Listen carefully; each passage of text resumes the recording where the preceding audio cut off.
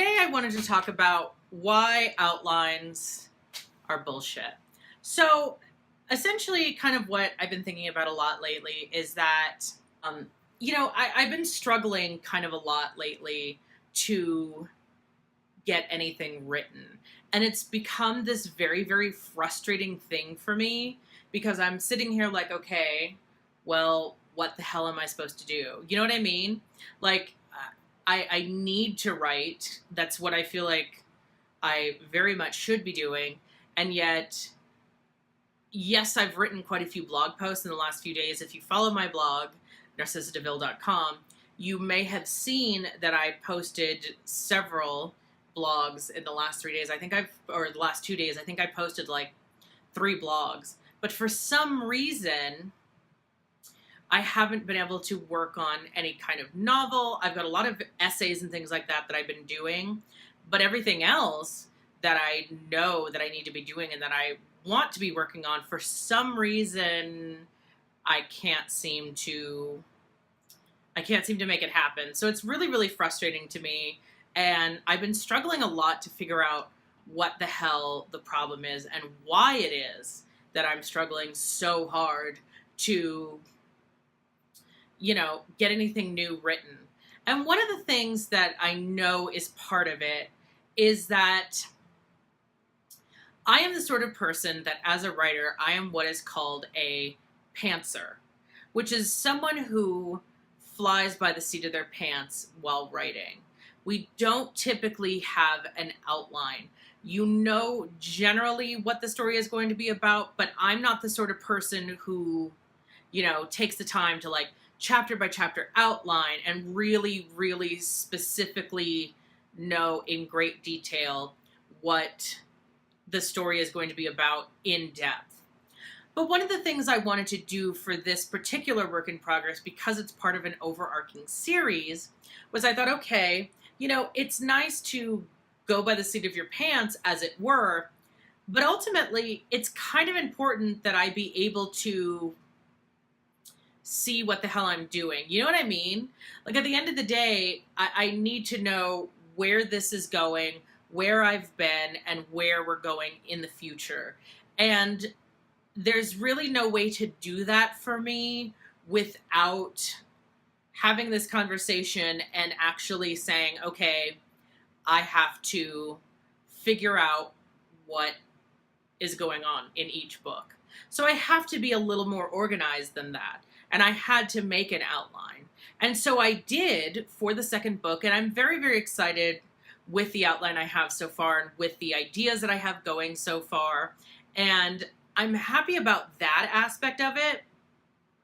Unfortunately for me, there is this kind of problem I'm running into where when I have an outline, regardless of how rigid or not rigid it is, I can't seem to get a lot of writing done. Like everything comes back to, well, I have this outline, but now how do I follow it?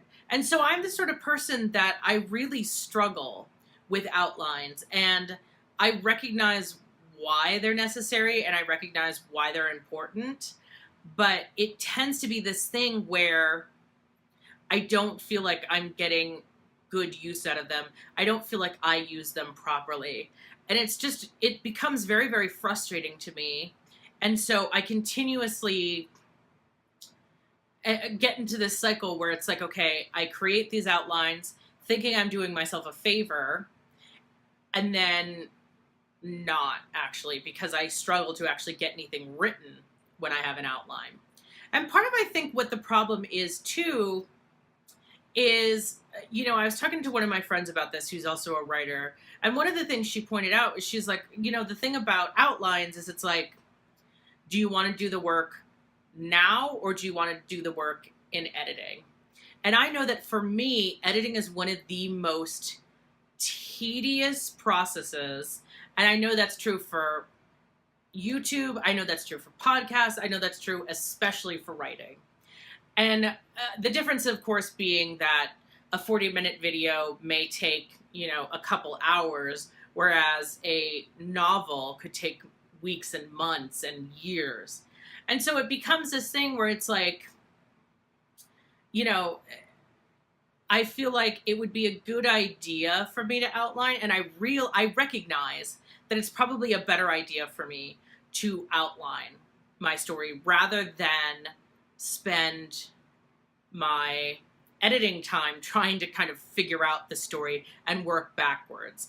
I recognize that. I do recognize that it probably makes my life easier. It's probably the more sensible thing to do. And yet at the same time, it's something that I very much struggle with, and I know that I haven't really gotten any better with. And so it's just like, you know, I'm trying to figure out where I go from here. You know what I mean?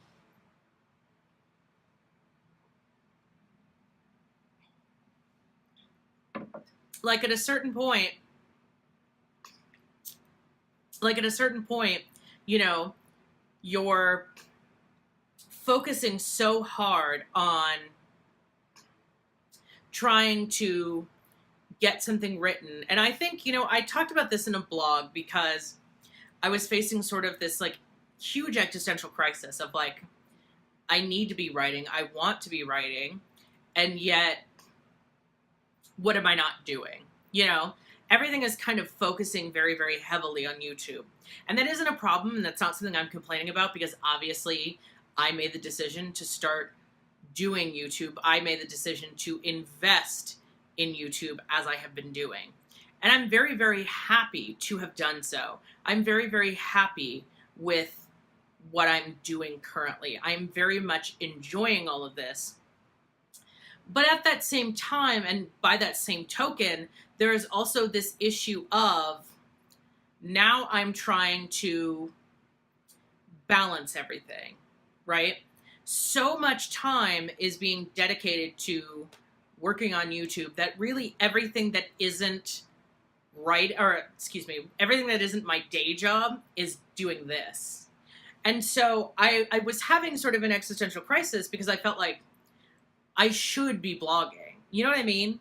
Like I have this problem where I never feel like I'm doing enough. Whatever it is I'm doing, it's never enough. I need to be pushing myself harder. I need to be writing more blogs. I need to be doing this and doing this and doing this and doing this. And so I wrote this blog post this morning about how, you know, I feel like in a lot of ways, when I have these kind of very existential crises, the universe does tend to respond and, you know, kind of put me in the direction that I need to be going. It's not something that is overt by any means. It's not something that there's like this big flashing neon sign that says, go this direction.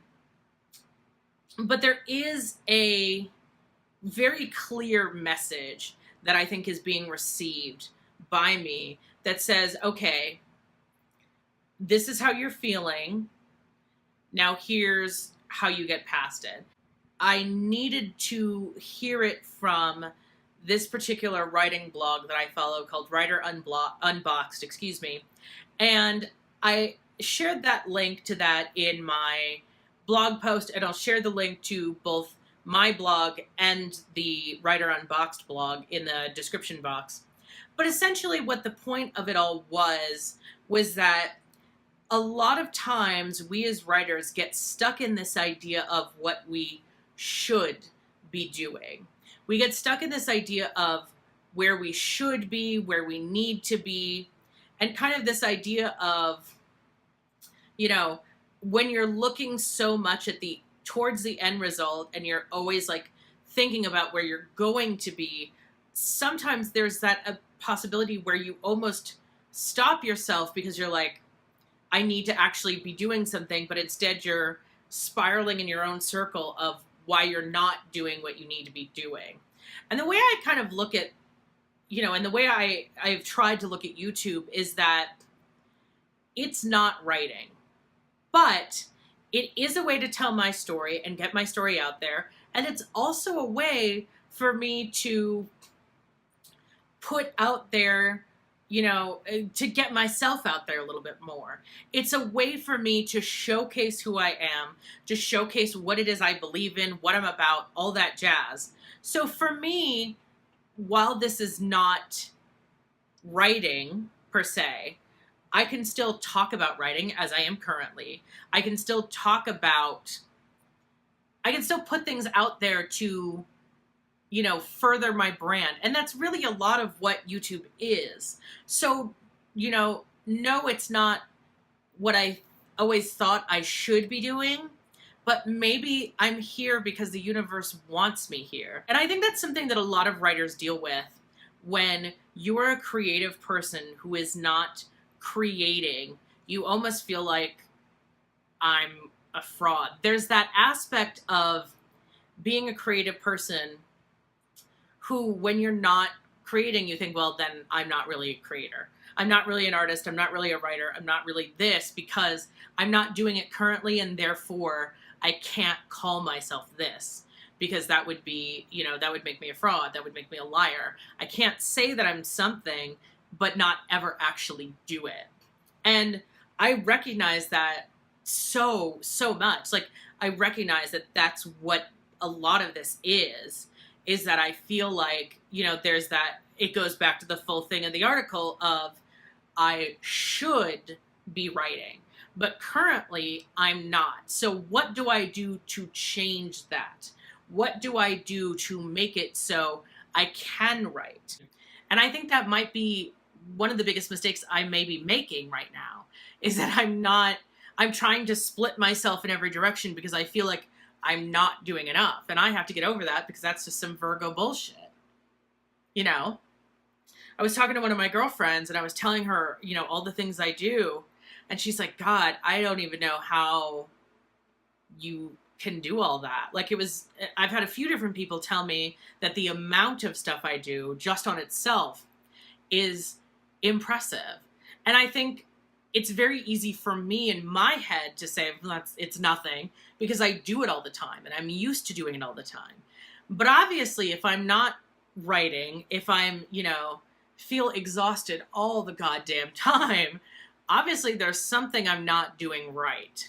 And part of the exhaustion aspect, I realize, is that I'm not exercising like I should be. I had been making a point to walk regularly and things like that. Unfortunately, it sounds like an excuse, but unfortunately the heat in the lovely summer months is next to impossible. We used to have a treadmill that died, so we don't have that anymore. So it's just kind of like all those things piling up. Again, those sound like excuses. I'm trying to walk at least at night because that's a little bit cooler here and it's starting to cool down considerably. So that's very nice. Long story short, I really just need to focus is what I need to do. I need to aim my focus more clearly at doing what it is I think is the right decision for me. And right now, I feel like that's YouTube. Now, I'm not going to stop blogging necessarily. It's not going to be something that I'm like, just, no, I'm not doing it anymore. But I think it's going to become sporadic again. I can't say, oh, Tuesdays and Thursdays are when I'm going to vlog, because I don't know that. I'm going to vlog when I vlog, and that's it. I'm not promising anything special. I'm not promising any kind of, you know, specific timeline, mostly because I feel like I'm not in a position right now where I can split myself 7 ways like this.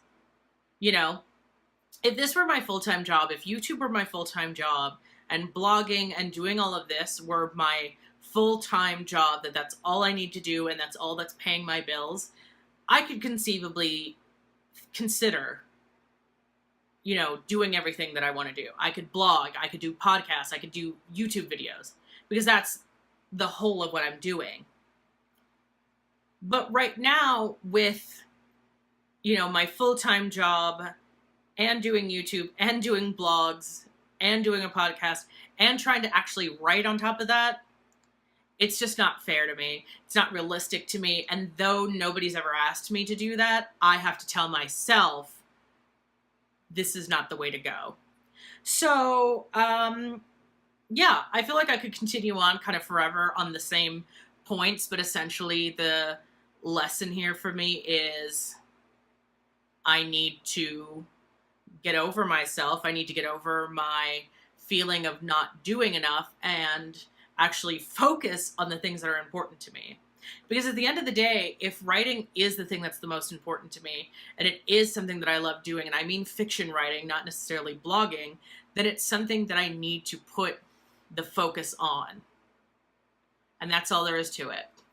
Thank you all so much for watching this video. If you enjoyed this video, please give me a thumbs up, comment down below, tell me, how do you feel? You know, do you ever struggle with writing? Do you ever struggle with feeling like you're not doing enough to reach your goals? And as always, thank you so much for watching, and until next time, bye.